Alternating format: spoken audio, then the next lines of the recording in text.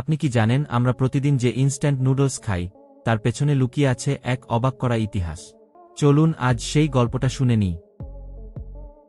হাজার বছর আগে প্রথম নুডল তৈরি হয়েছিল চীনে, কিন্তু ইনস্ট্যান্ট নুডলসের জন্য আমরা জাপানের প্রতি কৃতজ্ঞ। দ্বিতীয় বিশ্বযুদ্ধের পর জাপানে খাদ্যের সংকট এমন পর্যায়ে পৌঁছায় যে মানুষ বেঁচে থাকার জন্য আমেরিকান সাহায্যের উপর নির্ভরশীল হয়ে যায়। সে সময় মানুষের লম্বা লাইন লেগে থাকত ওসাকা স্টেশনে খাবারের জন্য।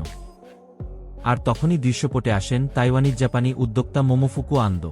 তার বিশ্বাস ছিল প্রকৃত শান্তি তখনই সম্ভব যখন মানুষের পেট ভরা থাকবে। নুডলস যেহেতু জাপানিদের খুবই প্রিয় ছিল, তিনি চিন্তা করতে লাগলেন কিভাবে ঝটপট নুডলস তৈরি করা যায়। তিনি ওসাকায় একটি ছোট্ট ঘরে দিনের পর দিন পরিশ্রম করে তৈরি করেন চিকেন ফ্লেভার্ড ইনস্ট্যান্ট নুডলস। 1958 সালে এটি বাজারে আসে এবং আজ এটি বিশ্বের সবচেয়ে জনপ্রিয় খাবার। জাপান তাদের নুডলস তৈরির ইতিহাসকে বহির্বিশ্বের কাছে তুলে ধরার জন্য একটি জাদুঘর তৈরি করেছে। জাপানের ইয়োকোহামায় রয়েছে একটি অসাধারণ মিউজিয়াম যা পুরোপুরি ইনস্ট্যান্ট নুডলসকে উৎসর্গ করা। এখানে আপনি দেখতে পাবেন নুডলস তৈরির ইতিহাস আর নানা মজার তথ্য। এমন আরও মজার তথ্য জানতে আমাদের চ্যানেল সাবস্ক্রাইব করুন আর পাশে থাকুন।